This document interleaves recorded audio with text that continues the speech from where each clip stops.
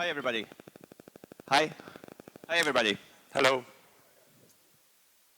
So we were thinking that now that NSO 5 is out, NSO 5.1 is out, and 5.2 is almost out, the landscape for keeping NEDs alive, upgrading and things like this is changing. So we wanted to go through what the landscape looks like a bit now.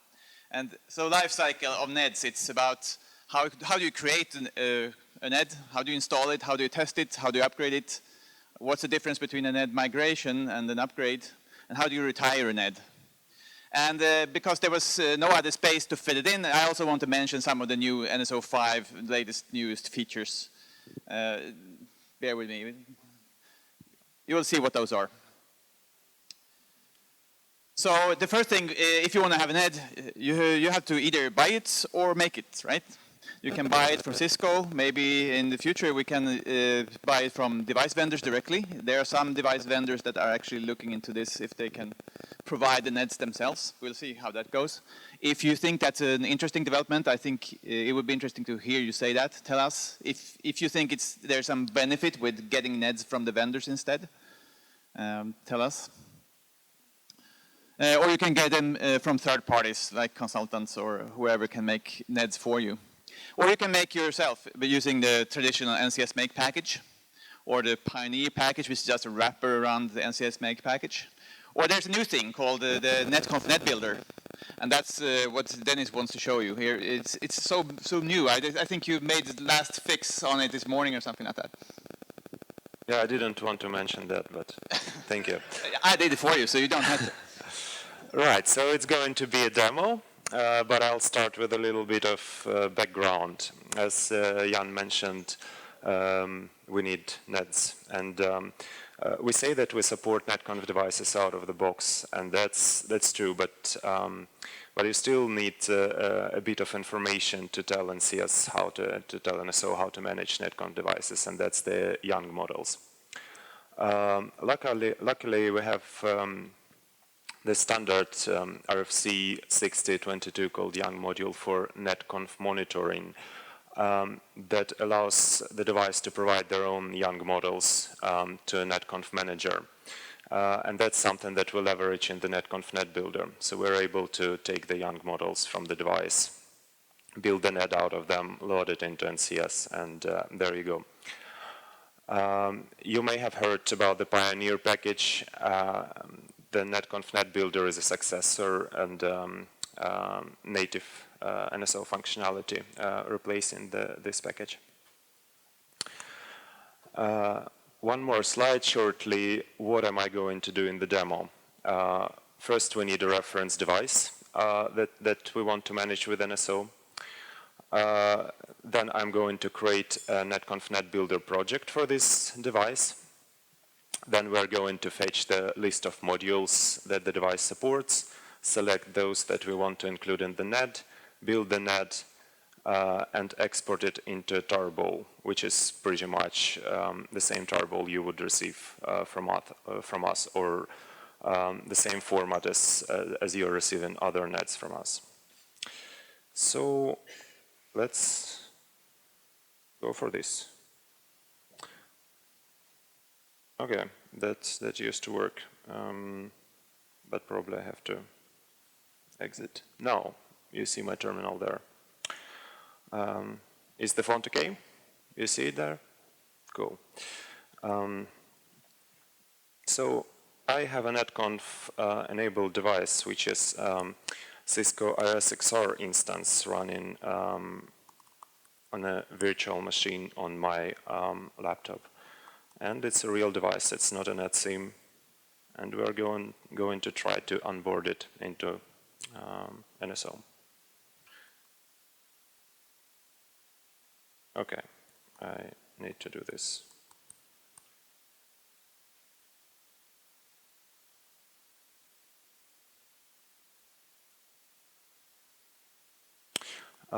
Let's see. I already have the device pre-configured.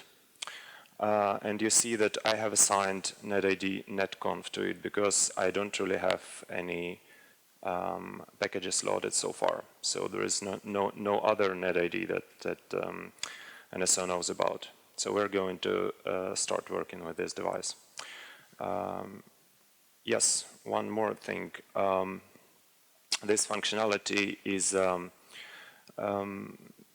you're not supposed to run it in production. This is a lab functionality mostly, and hopefully you won't need to run it in production. Because, well, basically all it does is creates a NED, and you probably want to test this NED and you want to develop services on top of it before it goes into production. So it's not visible on the main CLI. What I need to do is I need to enable DevTools. Now we can see there is a NetConf NED builder. So let's go ahead and create a project. I will call the project Cisco IOSXR, and the version, I need to specify a version. I will pick 6.6 because it matches the IOSXR version. This is the NED version and the choice is yours.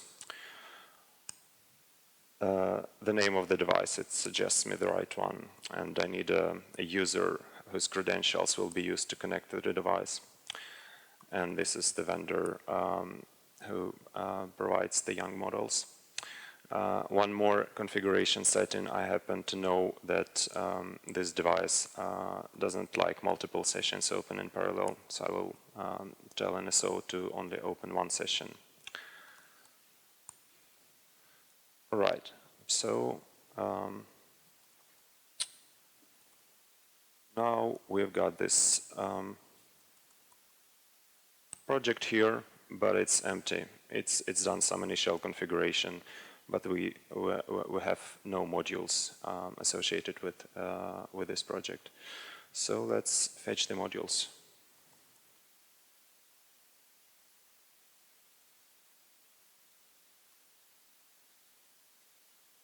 This is nice.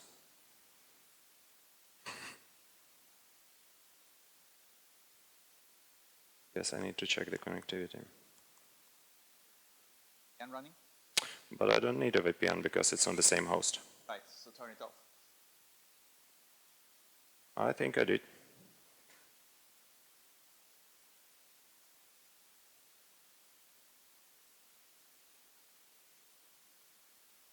Okay, something with the device perhaps.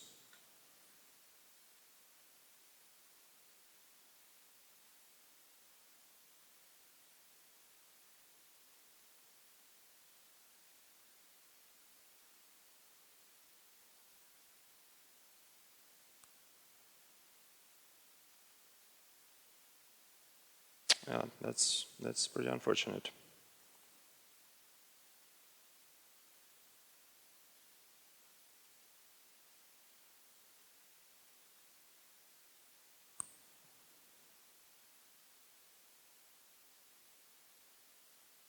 Maybe I have to stop it and start. Let's try that.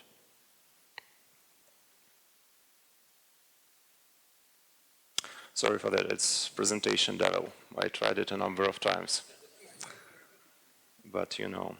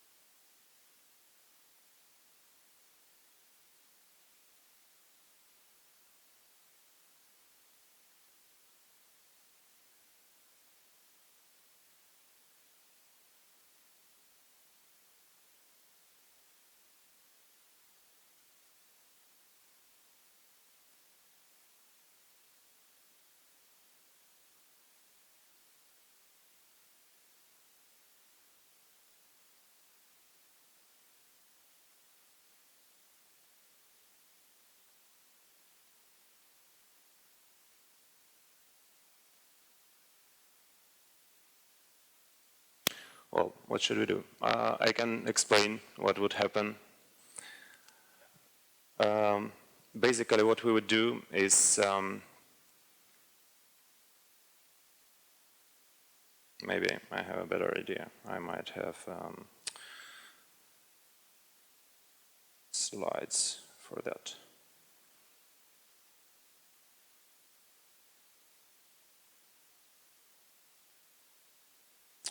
There you go.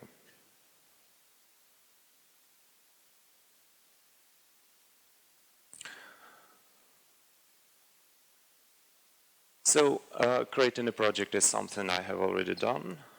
And then we would do a fetch module list, and that would connect to a device, basically collect the information about the modules from the list of capabilities that the device announces, and from the Young library, and also from the mentioned RFC 6022, which is ITF NetConf monitoring.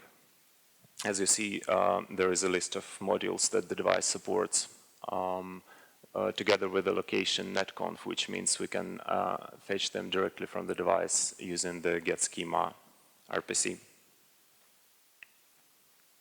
So once we got the modules, we can select the ones that we need for our NED.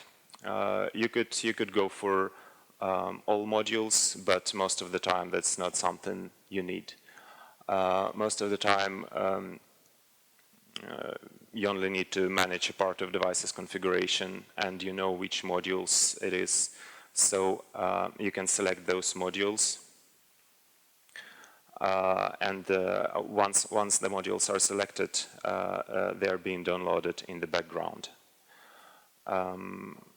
One nice thing to mention is, as you see, we have selected the module if interface manager configuration. And once we download the module, we looked into it and we realized that it imports some other module. So we automatically select that one as well. Once the modules have been downloaded, we can ask the NetConf NED builder to build the NED. The NED, so this build NED action basically only invokes the compiler. It's this NED doesn't have a NED seam or a make file, so it's a one-off NED. It's a set of compiled models that you can load into NSO and manage the device. There is another option to make a development version of the NED that I will show you later. Once the NED has been built, it's possible to export it, and then, as I said, you get this star file that you used to download from the Cisco software. This star file can be loaded into NSO with the packages reload as usual.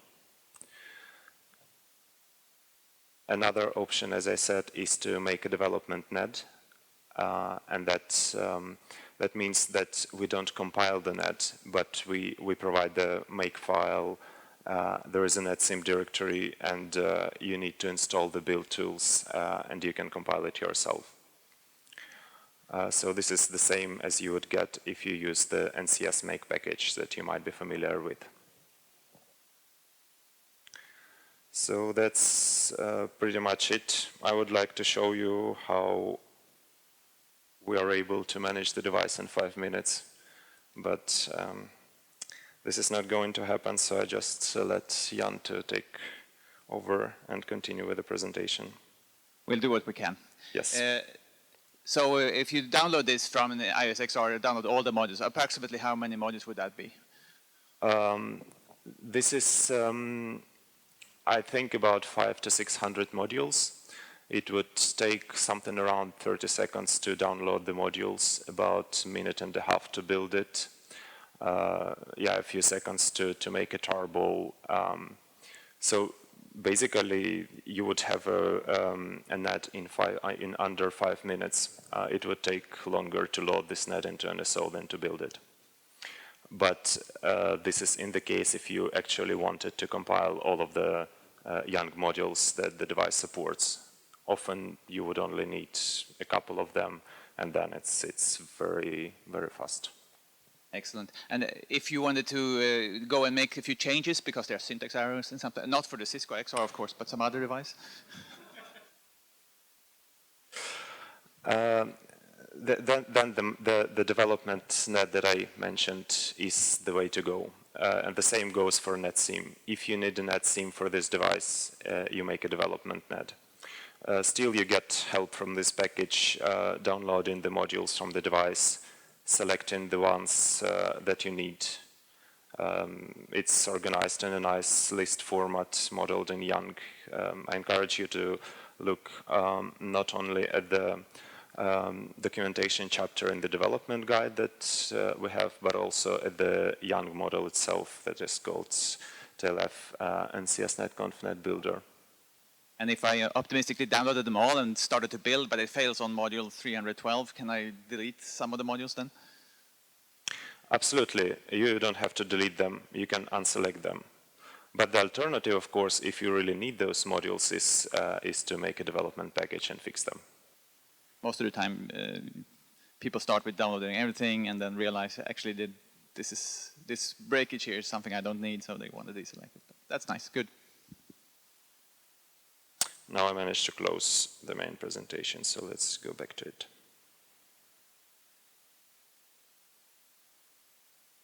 There it is.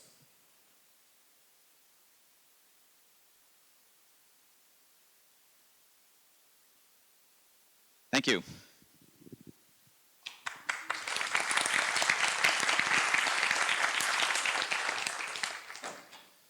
So coming back to this about creating a NED. So now you know what this NetConf Net Builder is all about. It's about if you have NetConf devices, you can download, install, build the whole thing in just a few minutes, and off you go and work with this particular NetConf and YANG version for that device.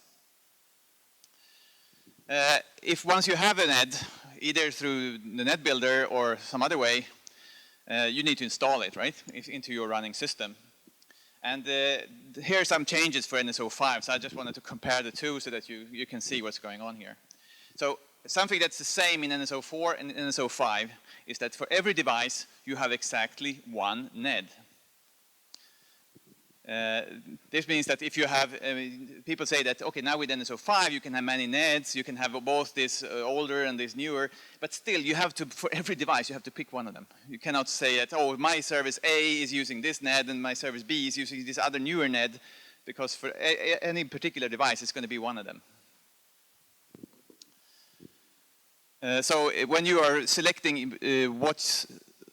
when you're selecting, picking out the service that you want to have in your system, you may have to make sure that if you have more than one service, they are using the same version of the NED in NSO 4 or the same version of the NEDs in NSO 5. Because if you say that, okay, I have some devices in my network that's using the older version and some devices that are using the newer version, then of course your services need to support both of those typically. So in some way, this is adding work for you in NSO 5. Since you can support multiple NEDs for the same type of device, even if one particular device has one particular version. It means that your services has to be prepared to handle this. That's why we didn't have this originally in NSO 4. We thought we want to have a simple model where all this particular NED, it has one version, all the services in the system will agree on this one version and off you go. It's less work. And it is less work, but it's not fully realistic all the time. That's why this NSO 5 can support multiple versions of the same NED in the system at the same time.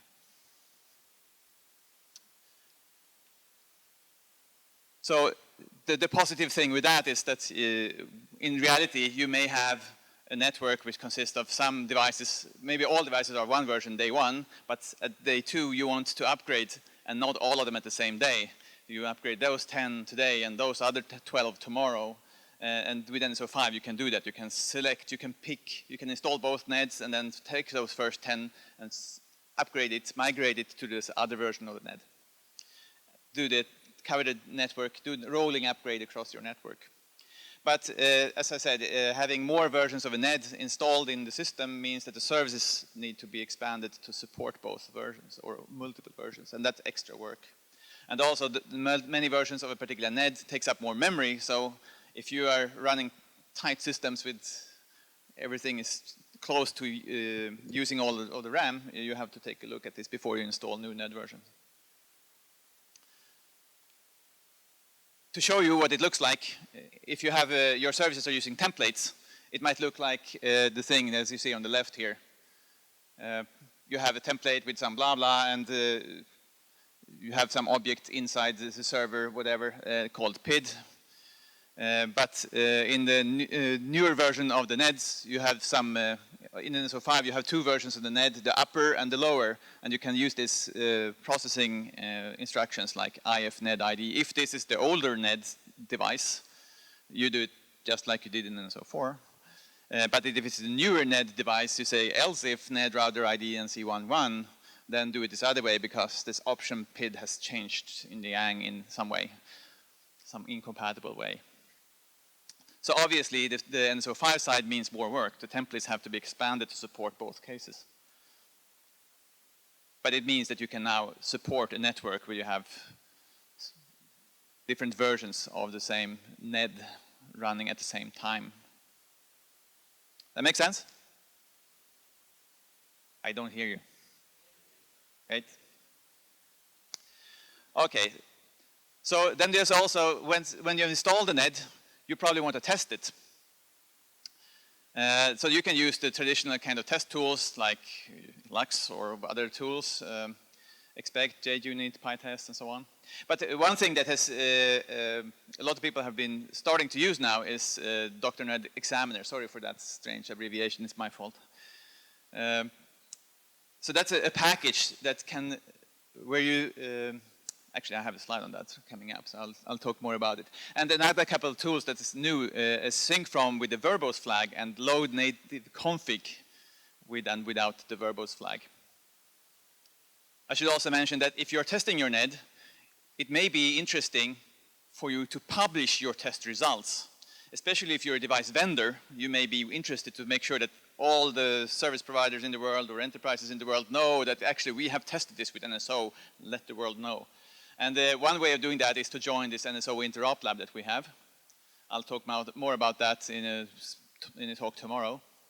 And another way is to go to EANTIC. EANTIC is a yearly interop event in Germany, in Berlin, where EANTIC defines a number of different test cases. And we go there, everybody goes there. We go there with NSO, and other vendors go there with their devices, and we show that we demonstrate those use cases that the EANTIC defined, that we can interoperate.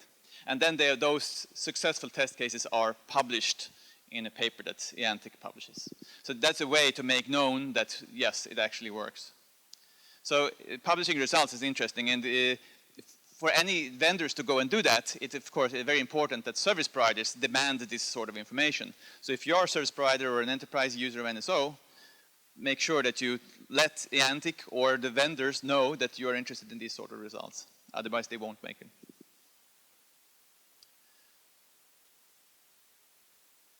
So, DrNED Examiner. Once you have been downloading these YANG files and built them, installed them, you want to make sure that the system works. Okay, that you were able to build them is of course some sort of quality test. There's no syntax errors in the YANGs, that's great. But it's a kind of low bar. You also, the whole point with NSO is that you want systems to behave transactionally and stuff like that, so that you don't have to make things very complicated with workflows and very complicated setups in your create code. But not all devices support this perfectly, so that's why we have this tool, DrNED Examiner, which is a package you can install in your NSO. And then you go to your device that you want to test and load up a configuration that you care about, some sort of basic use case version A. And then you say, tell NSO, hey, go sync with this device and remember this state. And then you load up another variant, maybe some different IP addresses or some other flags turned on, and say, again, on your device. And then you say, hey, and so there's another interesting configuration on the device now. Go fetch that and record it. And you do that half a dozen times, a dozen times, 2 dozen times. so that you have a number of different interesting configurations that you want to test. And then you tell DrNED examiner, now, go test this. You can go from any of these interesting states to any other states all the time with a single transaction and so on. And then it will do that. And it will also record the Yang coverage. Which Yang fields did you test? Did you test creation and deletion of everything in all the lists? Can you delete and change a value on every leaf and so on? So you will see how well this device supports transactionality, because that is not a given. Of course, if you have devices that have conf-d built in, most of this usually works, but there are other devices out there, so it's worthwhile to make sure that devices are tested. There's also, even if the transitions from one config to another, they all work, it may be that we have seen sometimes that some config is lost. You went from here to there, but something that should have been kept is no longer there. Or that when you went from this state to this other state, something was suddenly added. Yeah, I configured this, but it's also created a few more things. And that is not transactional. So we want to know about all those cases. And that's what this DrNED examiner tool is doing. Okay?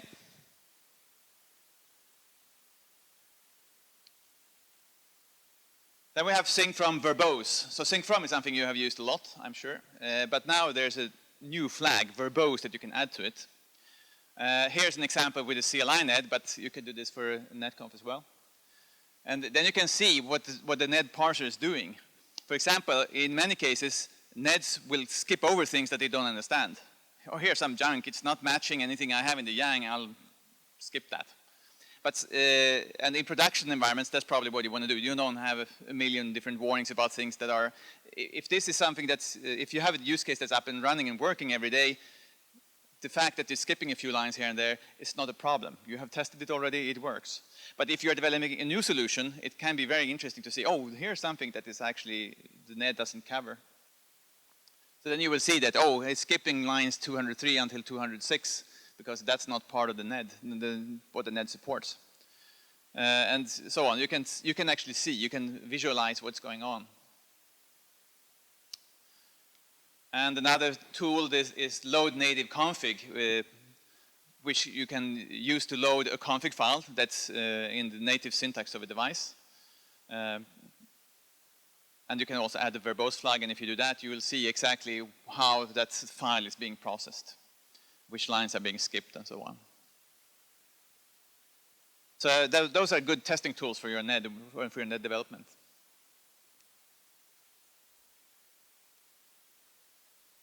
Then we have upgrading of NEDs.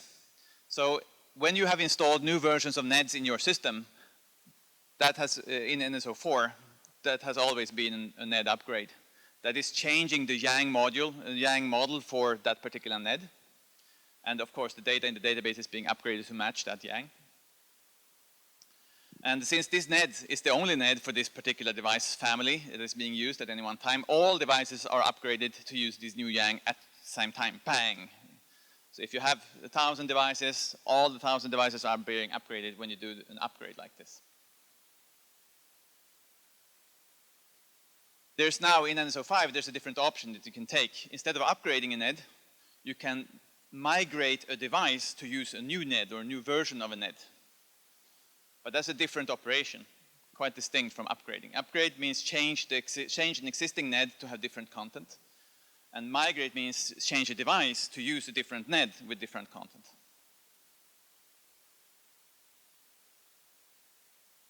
So if you want to do a device migration, you can look at the example number 26 in the release. You will see how this is done in detail. But basically, you have a new action that you can execute on the device. Request devices device, blah, blah, migrate. And if you like, you can add the verbose flag to see exactly what's going on. And this will change the NED that this device is using. Of course, keeping the data that you have on that device, migrating that data the same way that you would do in an upgrade to the new model. You can also see which services would be affected when you do this. You see in the bottom here, services syslog, blah, blah, something about which service instances that had references to this device. because that service, those services, they need to have support for this new NED version, obviously. Otherwise, things will not go the way you would like. Something that happens when you do migration is that all these back pointers are lost. So if you care about your service metadata, you also need to do a redeploy, reconcile to get them back again.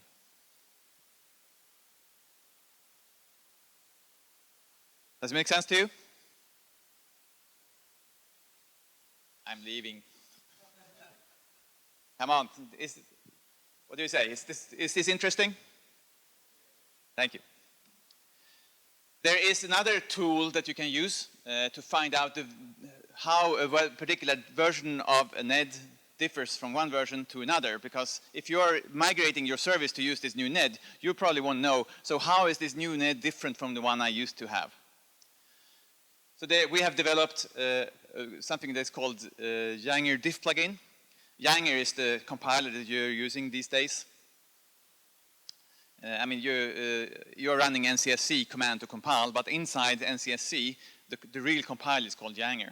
And Yanger can have, just like Pyang can have plugins, Yanger can also have plugins, and one of these plugins analyzes the difference between some versions of Yang models. You can see some examples of how you would use this plugin here. The first one says, okay, here is a path to some Yang modules, and run the -f diff, means run the diff plugin, and then give the path to two different Yang modules, one in version 777 and one in version 7.10.1. And -o IOSXR diff JSON gives a long list of here's different, here's different, here's different. And you can also extend that in the second command you see there. You can add more flags to make it more precisely like you want. For example, diff include this and diff exclude that, and add a diff incompatible, which means only show me things that are incompatible from this version to that version, because those are probably the places where I need to go first when updating my code or my templates. And then when you have seen those version differences between these two Yang modules, this is the old one, this is the new one, here are the differences. You can decide what you want to do about that. Do I want to make a NED upgrade, basically changing the NED across the board for everybody at the same time? Or do I want to make a second version and do migration of some devices to this new version and maybe successively, over time, all devices to that version? It's your decision. So when you have the facts, you can make a decision about how you want to proceed to get these new versions up and running. We also have a script around this Yanger diff plugin called Model Upgrade Analysis, which can give you even further information about what you should do. When you give it some data also, like for example CDB XML file, here's my data, it will tell you this data will impact these changes in this way. This is incompatible over here. This data value is not the right format for this leaf over here. But this Yanger diff plugin and this upgrade analysis script, they are not part of the release currently. If you think that is interesting, let us know.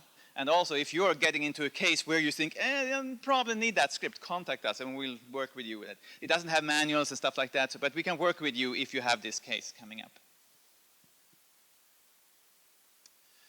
There are also tools made by other people, because there's lots of people using Yang these days. So not all of them are made by our group. Here's another one called Yang Suite. It actually can do quite a lot of different things. You can get it off of Yang catalog. Actually, I don't think you can download the Yang Suite there, but you can run Yang Suite from the Yang catalog website. And then it will also give you diffs between versions, and it will tell you about if it's compatible or not. And the fact that you got version number 200 for the other one means that it found at least one thing that was not compatible. And there's, I mean, if you don't know Yang catalog and Yang Suite, do go there and have a look, because there's lots and lots of stuff and functionality in there.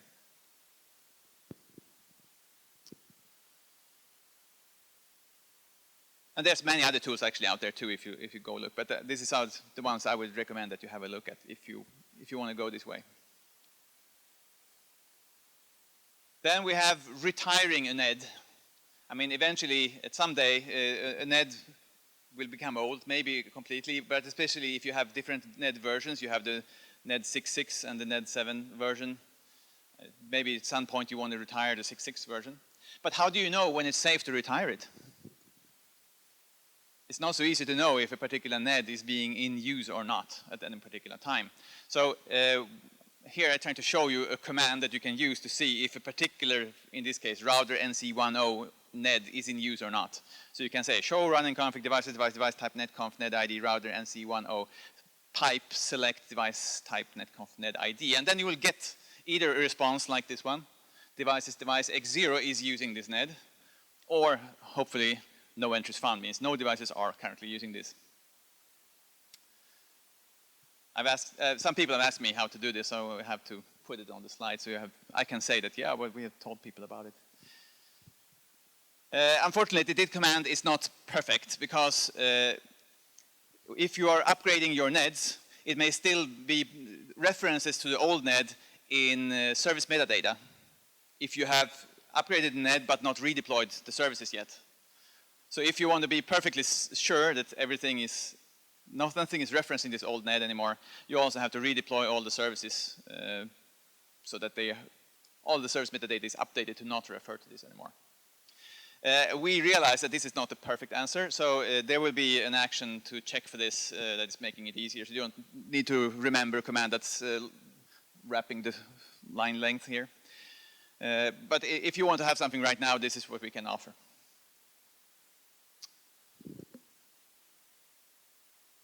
That make sense? You're learning how to answer, that's good. I only have a few minutes left, but I want to spend them on these new feature highlights, and then I'll open up for questions. I just want to mention some of the new cool things that you want to see in the latest releases here.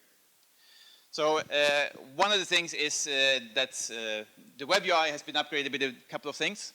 The first thing, the most graphical and visual thing is maybe the plans. The plans are now visual in the web UI if you want. So you can see which states the different services are reaching and not reaching.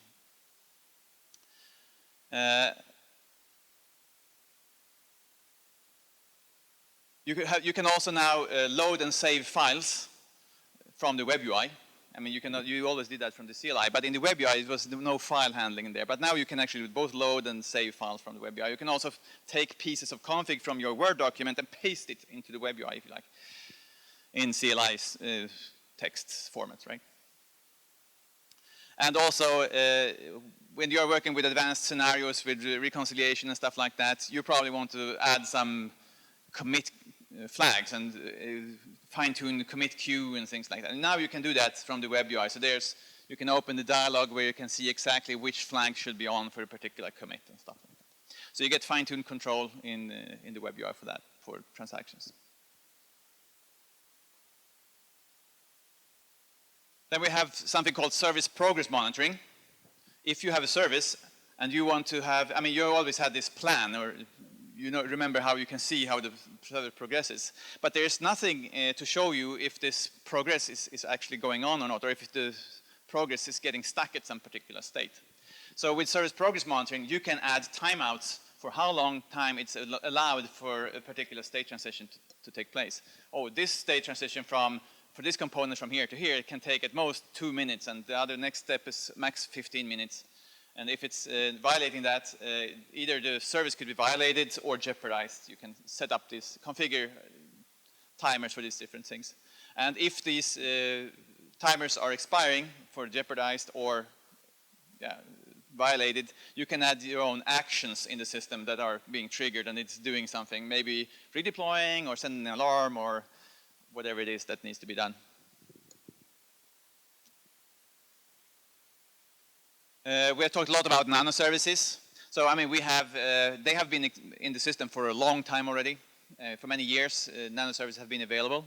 It's an alternative to the traditional RFM, the reactive fast map pattern that you can use if you want. So simple services, you have a service that taking you from nothing to fully implemented in one step, and then tearing it down from fully implemented to gone in one step. With reactive fast map, you can do that in multiple stages. So you can activate the service in piece, for example, firing up the virtual machine, then allocating a license for it, and then configuring the whole thing, or something like that in several steps. But still, with the RFM, usually, normally, you would tear down the whole thing in one go. And if it's something complex, maybe that's not what you want. So then we have the Nano RFS, where it's creating the service in many steps, and also tearing it down in many steps. There's more to say about Nano Services, but this should give you a basic idea. Then we have NetConf call home. So if you have, it's an RFC that came out recently, and we now have support for this.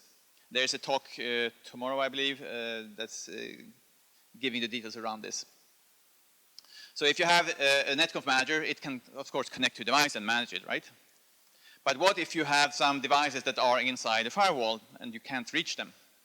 Well, then that's when NetConf call home is useful. The devices themselves will take the initiative to connect to a NetConf manager somewhere outside the firewall. And then there's a role reversal. There's actually new features in the SSH protocol itself to enable that the one who is connecting the SSH server has a role reversal command so that the server becomes the client and so on. So then using this new SSH functionality, these devices can then be contacted and managed by the NetConf manager, being a proper client again.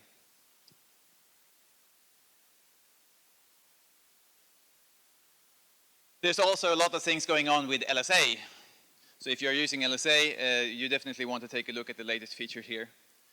So now with NSO 5, one of the important things is suddenly NSO can actually see the NSO YANG models from the lower NSOs directly. Earlier, we could only see the service that was sitting on the lower nodes, but now we can actually see the NSO metadata as well. For example, the devices that are there, or configure kickers on the lower nodes, and read alarms and send notifications, all these sort of things that it makes it so much nicer in LSA. So for LSA systems, NSO 5 is a major shift. So then you can do things like devices device, lower NSO west config, devices device, west iOS 47 sync from. So then you're syncing from on the lower device from the higher device directly.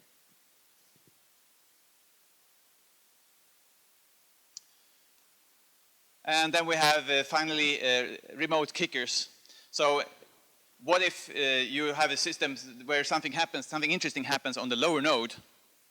How would this higher node be kicked? If you have something that needs to be kicked on the higher node, then it is now possible to configure kickers such on the lower node so that instead of kicking something locally, it will send a message, a netconf notification, up to the top node, and then another kicker on the top node will kick something there.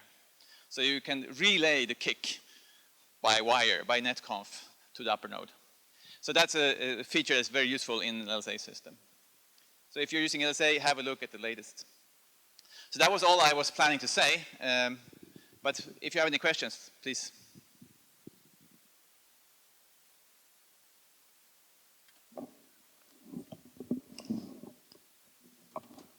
Wonderful.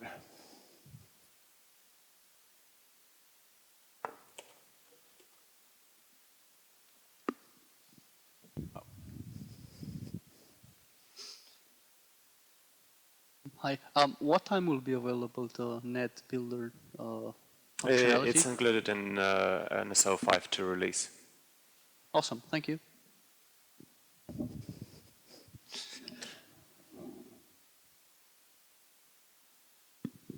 Have you been able to try NetConf call home with any Cisco devices? I think we'll defer to the conversation about that. That's happening tomorrow afternoon.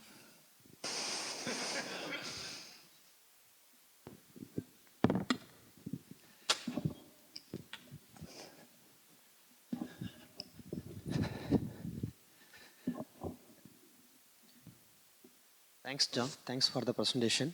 The question is, you have presented NetConf devices. We can easily create the nets ourselves.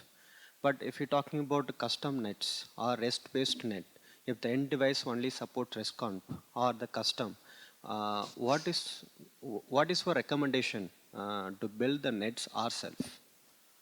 So I guess the main difference between the NetConf nets and other nets like CLI or generic, which include REST nets, is that for devices that are not NetConf, you need to write some code yourself to tell NSO what is it, the protocol that the device speaks. I would say that if you think that you can do it and manage it, just go ahead, but it is not easy, especially for REST. It's probably the hardest. REST and SOAP and those things that are very irregular, very difficult. Okay. So are there any documentation to follow or create the nets ourselves in terms of REST-based net creation? Yes, but it's a little bit short time here to answer that question. But yes. I just got a hint here that the REST-conf net builder is on the roadmap. Okay. But that's REST-conf, not REST. There's a difference there. Yes, so it must be RFC REST-conf.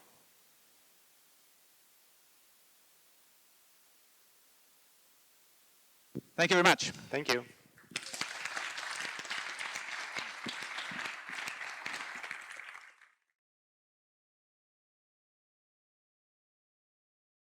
Cisco, the bridge to possible.